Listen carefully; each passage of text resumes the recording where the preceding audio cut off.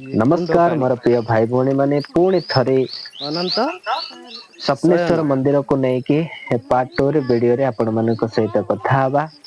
ଆମେ ଯାଇକି ପ୍ରଥମ ବିଡିଓରେ ପହଞ୍ଚିଥିଲେ ଅନନ୍ତ କୁଣ୍ଡ ଉପରେ। ଆପଣ ମାନେ ଦେଖୁଛନ୍ତି ଆମେ ସେଇ ଜାଗାରେ ଆସିକି ପହଞ୍ଚିଛୁ। ଆଉ ଆମ ଭାଇ ଭଉଣୀ ମାନେ ବି ଆସିକିରି ପହଞ୍ଚିଛନ୍ତି।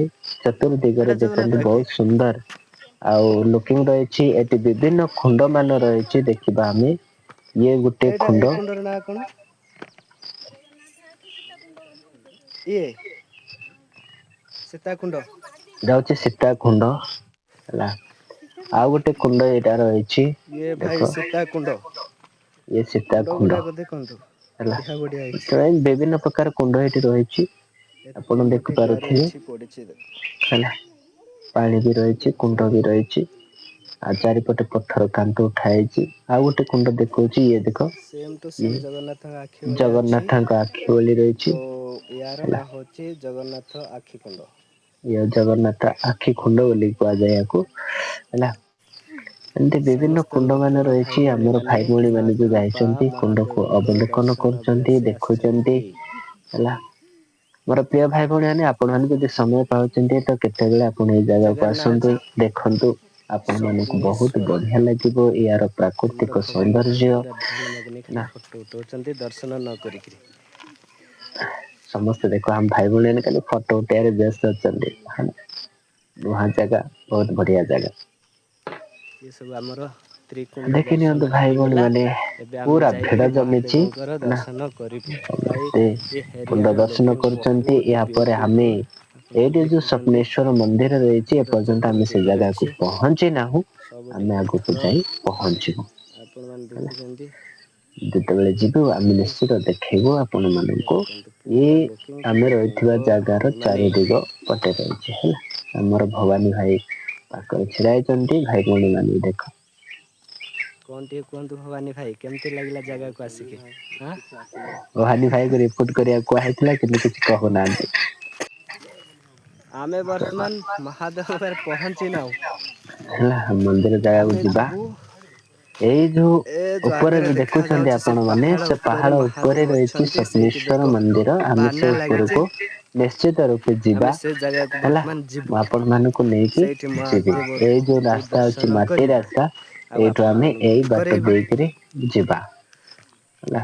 ଇଏ ହଉଛି ଏବେ ସେ ଆମେ ଉପରକୁ ଆସିଲେ ଯିବାର ଏଇ ରାସ୍ତା ବାଟ ଦେଇ ଦେଖ ଚାରିପଟ ଆମେ ଲଟା ବର୍ତ୍ତମାନ ବୁଧା ସେଇ ହେଇଛି ରାସ୍ତାରେ ଆମେ ଏଇ ଇଏ ଭାଇ ଜାଗାକୁ ଦେଖନ୍ତୁ ଦେଇକରି ଆଗକୁ ଆମେ ଦୁଇଟି ବଢିବା। ପଥର ଏମିତି ଅଛି ଏବେ ଦେଖ ଯେମିତି ଏଇ କିି ଯୋଉ ଇଏ ପଥର ଦିଟା ଗେଟ୍ ରହିଛି ପଡିଛି ଆପଣମାନଙ୍କୁ କଣ ହେଲା ଲାଗୁଛି ଏଇଟା ମତେ ଲାଗୁଛି ବହୁତ ବଢିଆ ଏଇ ଲୁକିଂ ମନ୍ଦିରକୁ ପ୍ରବେଶ ଚାରିଆଡେ କରିବାରେ ଜଙ୍ଗଲ ଏଇଟା ଗୋଟେ ଗେଟ୍ ଟିଏ ଜଙ୍ଗଲ ହେଲା ଭିତରେ ମହାଦେବ ବହୁତ ବଢିଆ ଅଛନ୍ତି। ରହିଛି।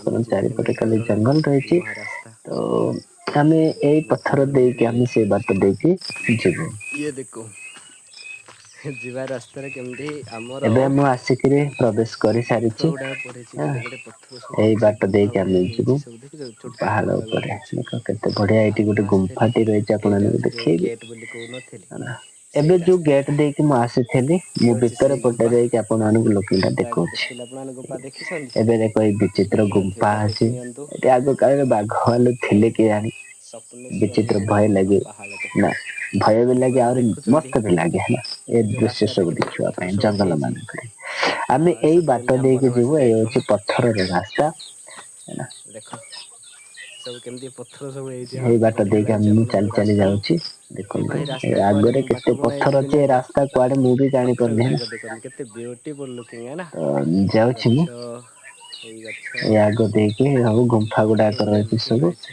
ସବୁଆଡେ ଖାଲି ପଥର ଏପଟୁ ପଥର ରାସ୍ତା ମୁଁ ପଥର ଆସିଥିଲି ହେଲା। ମୋ ବହୁତ ପାଖକୁ ବଢିଆ ଜାଗା ଲୋକମାନେ ଆସିଛନ୍ତି ମୁଁ ଚାଲିଛି ଭଉଣୀ ଆସିଲେ ଯିଏକି ଆମକୁ ରାସ୍ତା ଦେଖାନ୍ତି ଖାସ କରିକି ଆମର ଝାଟିକା ସାହିର ଭଉଣୀ ଆଚାର୍ଯ୍ୟ ଯିଏ ଅଛନ୍ତି। ଇଏ ଦେଖ ସେ ଆଛନ୍ତି ଆମକୁ ରାସ୍ତା ଭାଇ ଏ ଦେଖାନ୍ତି ରାସ୍ତାରେ ଆଉ ତ ଆମେ ପାଦ ତାଙ୍କ ରଖିଛନ୍ତି ପଛରେ ଆମେ ଚାଲିଛୁ ଏଇ ବାଟ ଦେଇକି ଆମେ ଯାଉଛୁ ପଥର ଉପରେ ମୁଁ ପାଦ ରଖି ଯାଉଛି ହେଲା।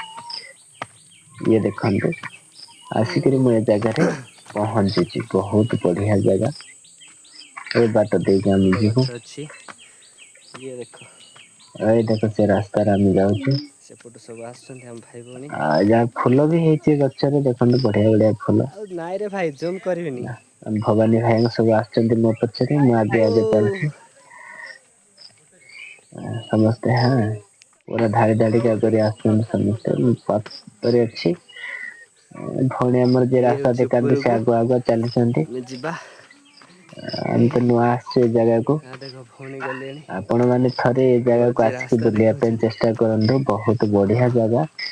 ଆମେ ଏବେ ଯାଇକିରି ପହଞ୍ଚୁଛୁ। ଲାଗିଲା ଭାଇ ଯୋଉଠି ଦର୍ଶନ କଲା ଭଳିଆ ସ୍ୱପ୍ନେଶ୍ଵର ମନ୍ଦିରକୁ। ମନ୍ଦିର ଅଛନ୍ତି ତ ମୁଁ କହିବି ଏଟା ଭାଇ ସ୍ୱପ୍ନେଶ୍ଵର ବୋଲେ ସ୍ୱପ୍ନେଶ୍ଵର ପାତାଳ ଭିତରେ ଏଠି ଦେଖ ଅଛନ୍ତି ଛୋଟିଆ ଗୁମ୍ପାଟି ଆମେ ଅଛି। ସେ ଜାଗାକୁ ଯାଇ ଦେଖିବା। ଆସିଲ ଭାଇ ଦେଖିବା ଭଉଣୀ ଆମର କହିଲେ କଣ ଆମେ ଏବେ ସେଇ ଭିତରେ ପଟେ ଜାଗା ରାସ୍ତା ପାଖ ଅଛି। ନିକଟକୁ ଆସିକି ଏଇ ପହଞ୍ଚିଲୁ। ଭିତରେ ଦେଖ ଭାଇ ଏଇ ଦେଖ ଇଏ ଦେଖ ଏଇ ଦେଖ ସେ ଇଏ ଭିତରେ ଅଛି ସିଡି ରାସ୍ତା। ପଡିଛି ସିଡି ଏ ପଡିଛି ଭିତରକୁ ଆମେ ଯିବୁ। ତଳକୁ ଯିବୁ ଆଉ ଏଇ ଭିତରେ ଠାକୁରଙ୍କୁ ଦର୍ଶନ ଯୋଉଠି କିଛି କରିବୁ। ହେଲା ହେଲା ଆଜିକି ରହିଲି ମୋର ପ୍ରିୟ ଭାଇ ଭଉଣୀ ମାନେ ପୁଣି ଆଉଥରେ ନେକ୍ସଟ ଭିଡିଓରେ ସମ୍ପୂର୍ଣ୍ଣ ରୂପେ ଆମେ ଆଗାମୀ ପାର୍ଟରେ ଦେଖି ନେବା। ସେ ପର୍ଯ୍ୟନ୍ତ ରହିଲୁ ଜୟ ଶ୍ରୀରାମ ଜୟ ଶ୍ରୀରାମ ଜୟ ଶ୍ରୀରାମ।